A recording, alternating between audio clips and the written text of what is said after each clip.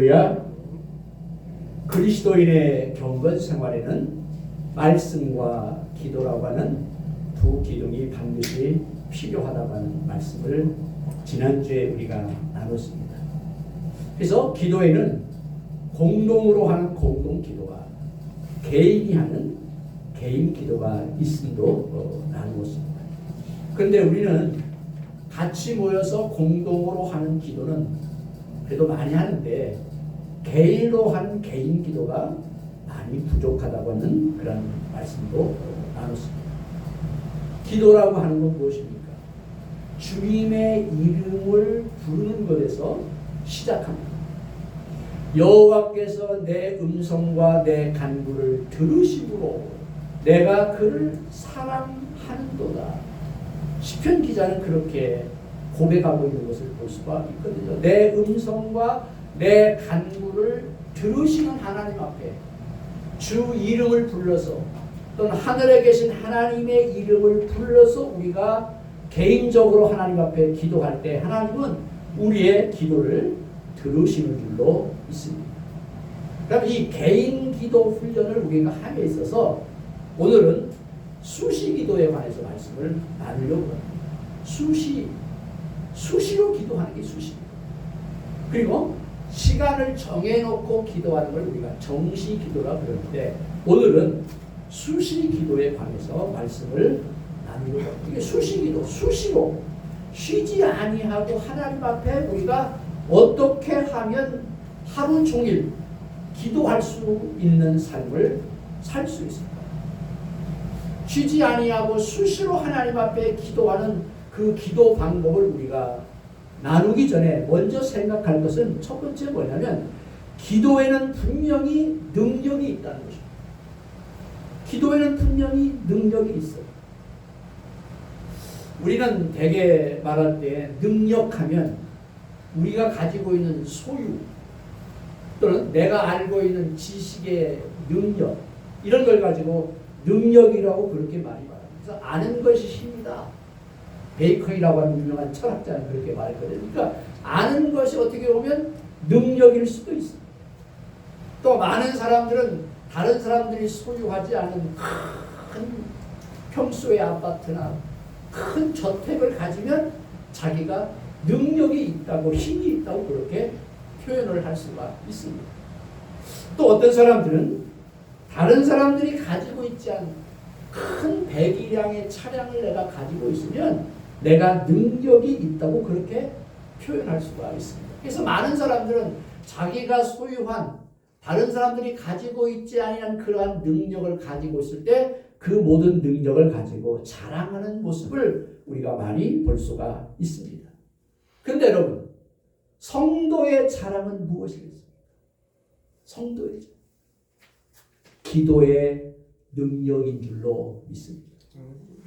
성도의 자랑은 기도의 능력을 내가 가져야 된다라고 하는 것이죠. 예수님께서 가이사랴 빌립보에서 많은 사람들에게 묻습니다. 너희는 나를 누구라 하느냐? 그랬더니 세례 요한이다 또는 엘리야다 또는 예레미야와 같이 한 선지자 중에 하나입니다 라고 그렇게 대답을 합니다. 그때 예수님께서 예수님의 제자들에게 묻습니다. 너희들은 나를 누구라 하느냐? 그때 시몬 베드로가 주는 그리스도시요 살아계신 하나님의 아들입니다 라고 이렇게 고백을 할 때 예수님께서 이것을 알게 하신 것은 너의 뜻이 아니라 하나님께서 알게 해주셨다고 하면서 마태복음 16장 19절에 이런 말씀이에요. 내가 천국 열쇠를 내게 주노니 내가 땅에서 무엇이든지 매면 하늘에서도 매일 것이요 내가 땅에서 무엇이든지 풀면 하늘에서도 풀리라. 그러니까 매고 푸는 천국 열쇠를 시몬 베드로에게 예수님께서 주시는 것을 볼 수가 있습니다. 여러분, 내가 매면 하늘에서도 매고 내가 풀면 하늘에서 풀리는 천국 열쇠. 예수님이 십자가에 달리실 때 3번이나 부인했던 이 시몬 베드로, 그와 같은 예수님을 3번 부인하기 전에 이미 예수님께서 시몬 베드로를 향해서 천국을 열고 닫는 그러한 열쇠를 그에게 주신 것을 볼 수가 있습니다. 그래서 여러분이 잘 아는 것처럼 오순절날 마가의 다락방에 모여서 기도할 때 그들이 성령의 충만함을 입었을 때 베드로가 느꼈던 거예요.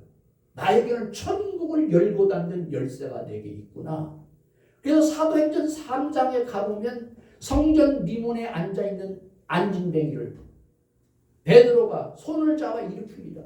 금과 은은 내게 없거니와 나사렛 예수의 이름으로 명하노니 일어나 걸어라.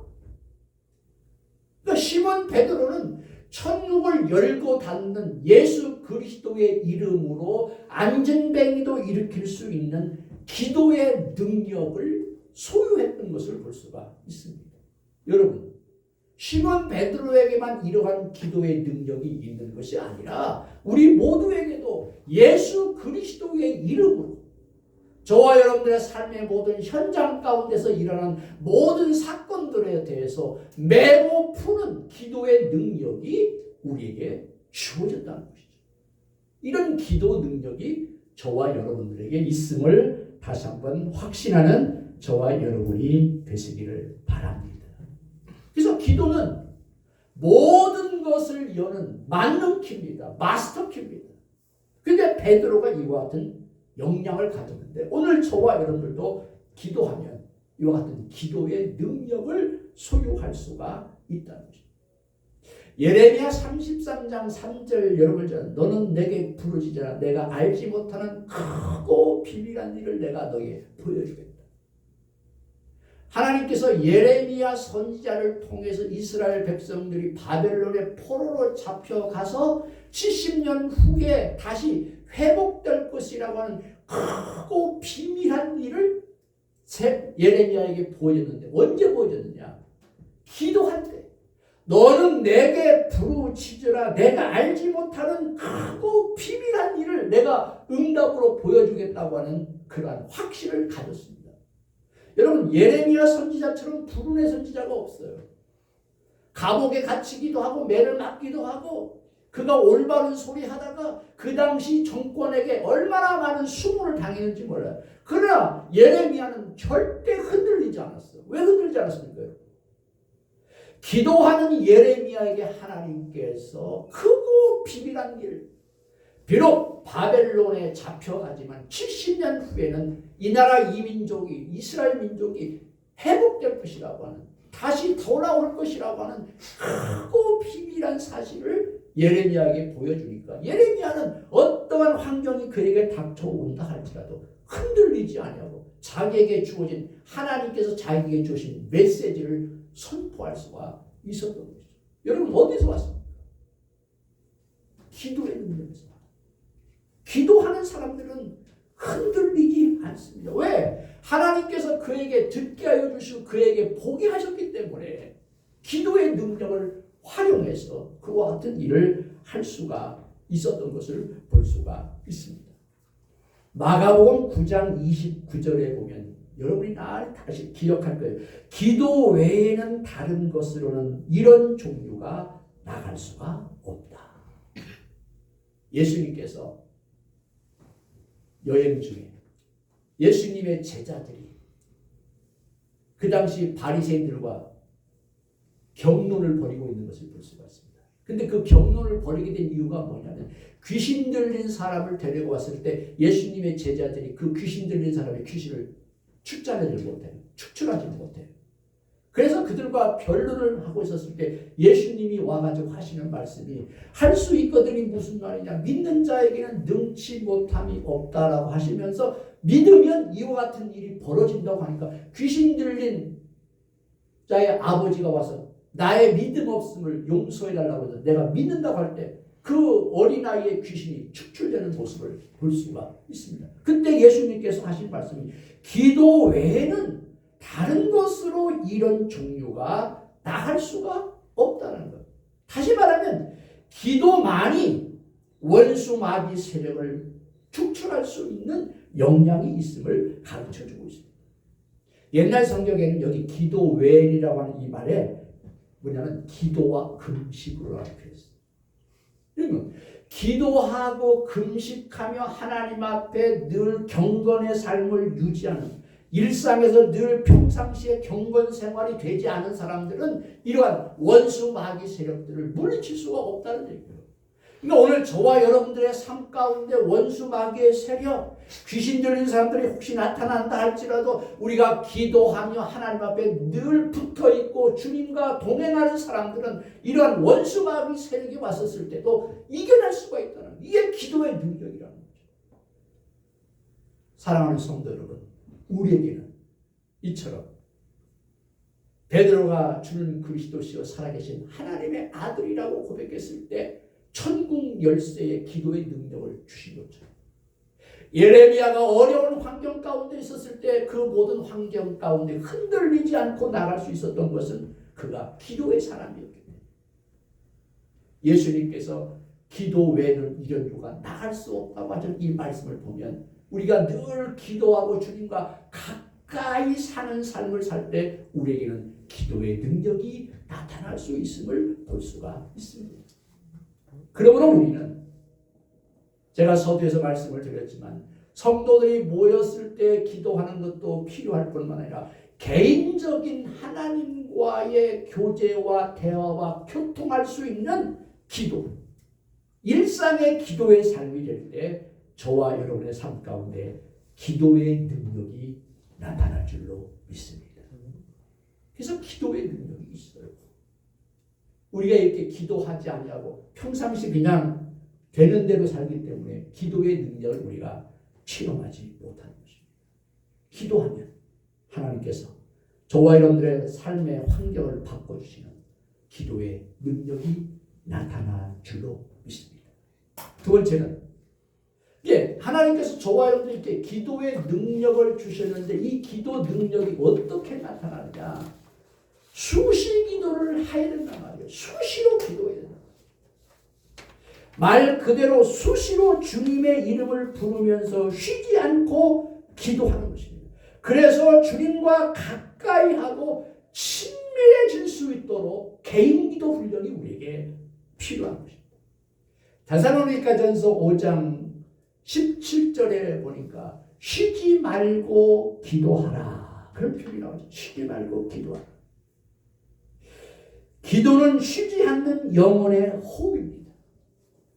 이건 뭐냐면 틈을 내서 기도하고 기회가 나면 기도하라고 하는 그런 뜻입니다. 그래서 결국은 바울은 전념을 다해서 끊임없이 항상 언제나 늘 수시로 기도하라고 하는 부탁을 하고 있는 것을 볼 수가 있습니다.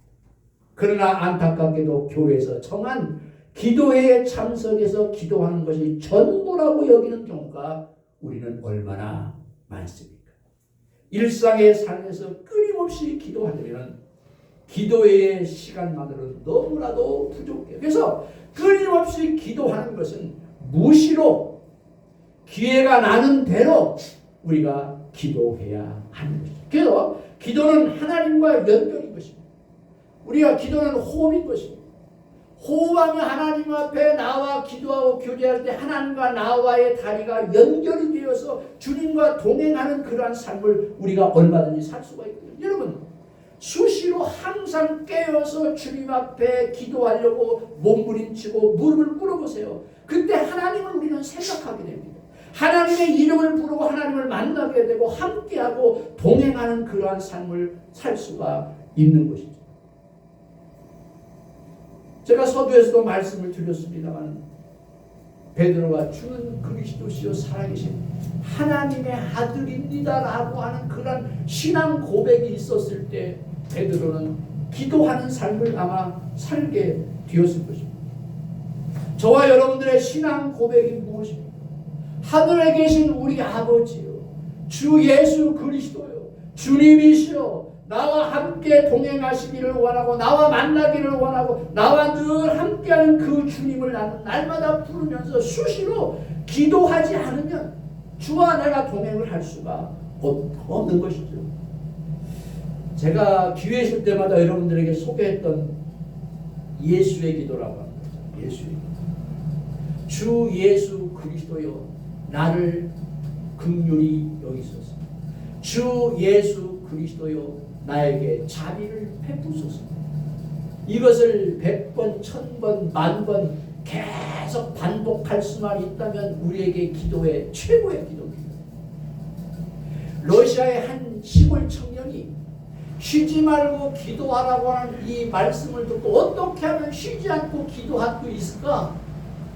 그에게 아주 고민거리가 생겼어요. 어떻게 하면 하나님 앞에 하루 종일 24시간 쉬지 않고 기도할 수가 있는가? 그래서 그런 많은 기도하는 사람들을 찾아다니면서 물었습니다. 어떻게 하면 쉬지 않고 기도할 수 있습니까? 쉬지 말고 기도하라고 했는데 어떻게 하면 쉬지 않고 기도할 수 있습니까? 근데 그가 만난 한 선각자로부터 그가 들은 얘기예요. 주 예수 그리스도여 저에게 자비를 베푸소서. 이 기도만 반복한다고 할지라도 엄청난 기도의 삶이 되는 것입니다. 주는 그리스도시요 살아계신 하나님의 아들입니다. 베드로의 고백처럼 우리가 하루 종일 사는 삶 가운데 시간 있을 때마다 수시로 주님의 이름을 부르는 거예요.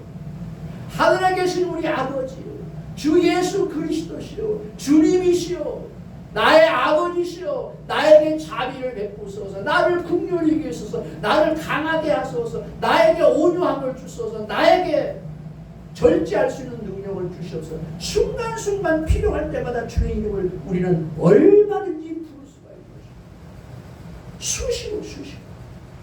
수시로 일상에서 주님을 만나고 주님과 교제하는 삶을 살 때 하나님의 능력이, 기도의 능력이 우리에게 나타날 수가 있는 것이죠. 제가 한번 예를 들어볼까요? 시편 23편 1절로 3절에 여러분죠. 여호와는 나의 목자시니 내게 부족함이 없습니다. 여러분 혹시 삶을 사시면서 부족하다고 느끼시나요? 여호와는 나의 목자시니, 주님의 이름 부르잖아요. 여호와는 나의 목자시니 내게 부족함이 없으리로다. 여호와는 나의 목자, 부족함이 없게 하시는 주님. 부르실 줄 몰랐죠. 시편 23편 1절 한 절을 가지고도 우리는 하루 종일 읊조리며 기도할 수 있어요. 여호와는 나의 목자시니 내게 부족함이 없게 하시는 하나님, 모든 것을 채워주시고 모든 것을 공급해달라고 순간순간 기도할 수가 있어요.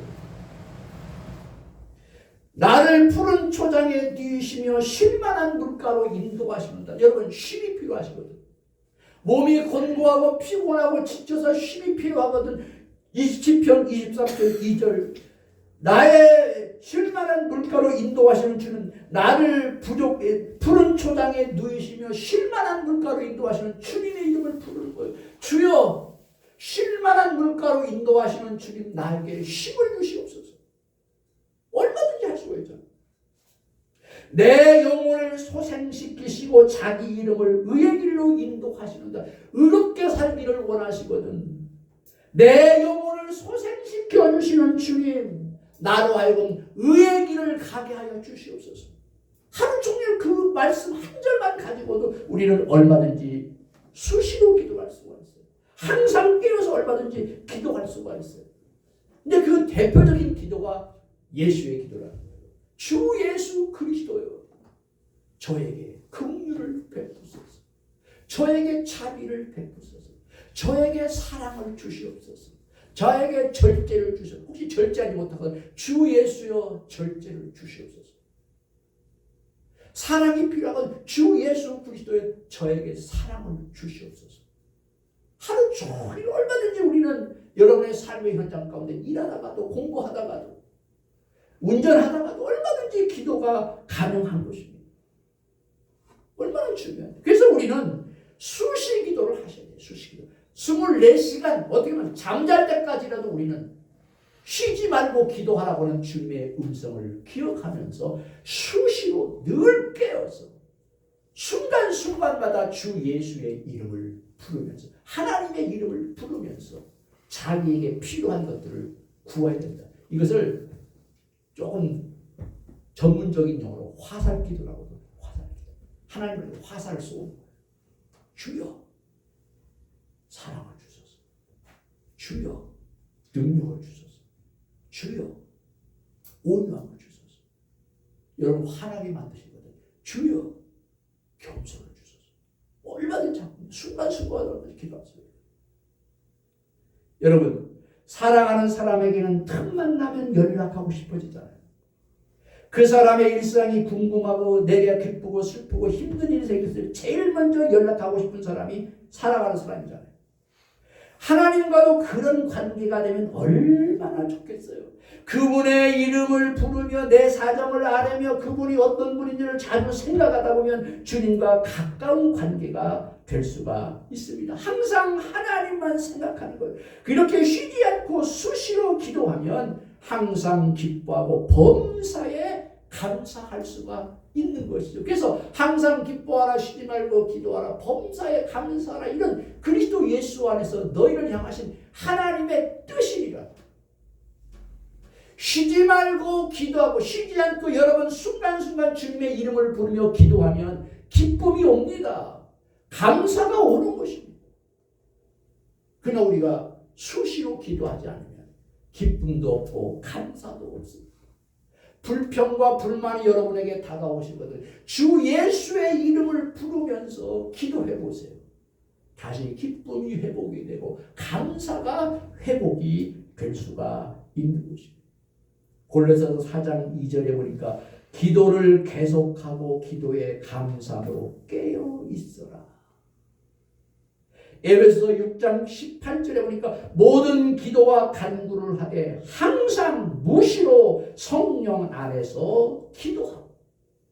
여러분 항상 무시로 성령 안에서 주의 이름을 부르라는 것입니다.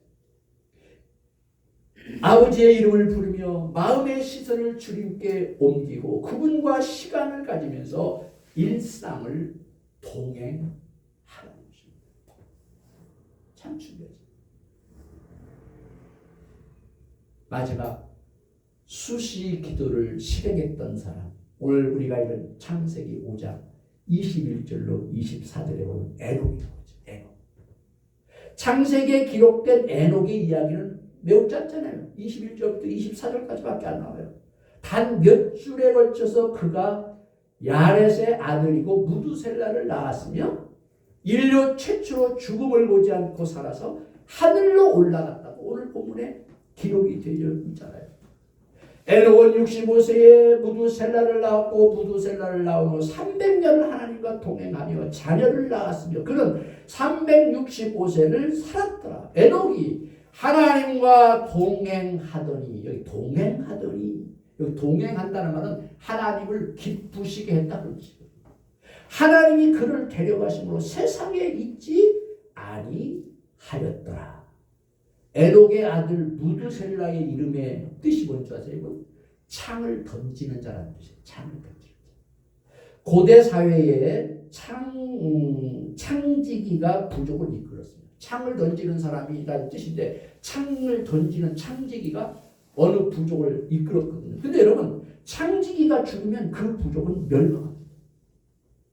여기 무두셀라의 죽음은 인류가 멸망을 합을 암시합니다. 그래서 에녹이 아들의 이름을 지으면서 장차올 심판을 예감했어요. 그러니까 여러분 에녹이라고 하는 사람이 65세에 무두셀라를 낳았는데 그 무두셀라는 창을 던지는 자로서 부족이 죽으면 창을 던지는 사람이 부족이 죽으면 그 부족이 멸망하는데 이 무두셀라가 죽을 때 멸망이 올 것이라고 하는. 그래서 여러분 노아의 홍수가 일어나기 전에 무두셀라가 죽어요.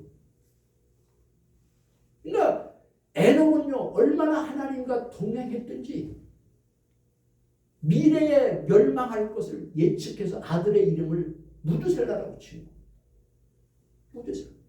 그리고 그가 무두셀라를 낳은 후 300년을 하나님과 동행해 살았다. 장차 심판의 날을 예감한 그가 이 땅에 연연하고 욕심내며 살아가던 삶을 다 멈추고 시선을 하나님께 향하기 시작했다고 하는 참 놀라운 사실을 볼 수가 있습니다. 오늘 우리 주위에 보면 많은 사람들이 결혼을 안 하려고 하고 결혼을 해도 아이를 안 낳으려고 하고 그래서 혼자 살려고 하는 사람, 참 이상한 가치관들이 우리를 이게 다 물질의 문제 때문에 다 그런 결과가 오는 거예요. 네. 참 성경적 가치, 기독적인 가치관은 너무나 먼 생각이에요. 여러분, 에녹은 몇 살에 결혼했는지 모르지만 65세에 무두셀라를 낳고 철이 들었어요. 그러니까 사람은 결혼하지 않으면 철 안 듭니다. 결혼해서 아이를 안 낳은 사람은 철이 안 듭니다. 제가 옛날에 교회에 있을 때 여전선인 3명과 목회를 같이 했는데 50이 되고 60에도 애기입니다. 생각하는 게 철이 안 들어요. 철이 안 들어요. 근데 여러분, 에녹은 65세에 무두셀라를 낳으면서 무두셀라의 이름을 창 던지는 자라고 하는 무두셀라의 이름을 지으면서 앞으로 멸망이 임을, 노아의 홍수를 통해서 멸망이 임할 것을 알고 철이 들어버렸어요. 여러분, 철이 들으니까 65세에 하나님과 동행하는 삶을 살려니까 기도할 수밖에 없었어요. 그래서 300년 동안을 하나님과 기도하는 가운데 매일 수시로 늘 항상 기도하다가 하나님께서 그를 데려가심으로 죽음을 보지 아니하고 부활의 예표를 우리에게 보여주는 놀라운 역사를 경험한 것을 볼 수가 있습니다. 여러분, 주님과 늘 동행하시기를 원하시거든요. 수시로 기도하시고 주 예수의 이름을 부르면서 여러분들의 삶의 현장 가운데 나타난 모든 환경들을 이기고 극복할 수 있도록 주님의 이름을 불러보세요. 어려운 환경, 악조건들이 다 변해서 하나님 앞에 찬송이 되고 기쁨이 되고 감사가 되는 줄로 믿습니다. 에녹은 65세에 아들 무두셀라를 낳고 철이 들었어요. 철 들은 게 다른 거 아니에요. 기도했다는 거예요. 말씀 묵상했다는 거예요. 어떻게 하면 하나님과 동행하는 삶을 살아야 될 것인가를 자각했습니다. 300년 동안 동행했다. 성경 어디에도 300년 동안 하나님과 동행한 사람이 없어요. 아까 얘기했죠. 동행이라고 하는 얘기는 기쁘시게 했다. 여러분, 하나님을 기쁘시게 동행하는 삶의 표대는 다른 겁니다. 하나님의 말씀을 묵상하고 주님께 엎드려 주님의 이름을 부르면서 기도하는 것입니다. 기도. 그러니까 하나님께서 너는 거기 있을 필요가 없어. 죽음을 통과하지 않고 그냥 에녹을 데려가십니다. 참 얼마나 멋있습니다.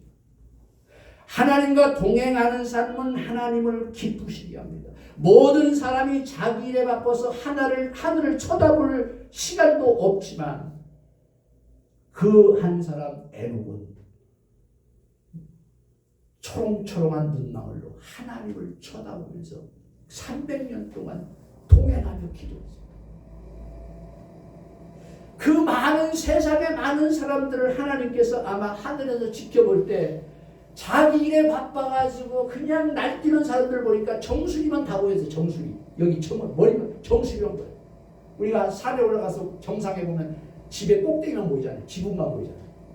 세상의 모든 사람들을 보니까 바빠서 움직이는 사람들의 정수리만 보이는데 유독 한 사람만이 초롱초롱한 눈방울로 하나님을 응시하면서 기도하는 사람 하나가 있었던 거예요. 그게 누구냐? 에녹이었던 거예요. 여러분, 시대가 아무리 변할지라도 세상이 아무리 요동친다 할지라도 아무리 바쁘게 돌아간다 할지라도 에녹처럼 수시로 하나님과 동행하기 위해서 기도하는 자를 하나님은 주목하십니다. 그의 기도를 들어 응답하십니다.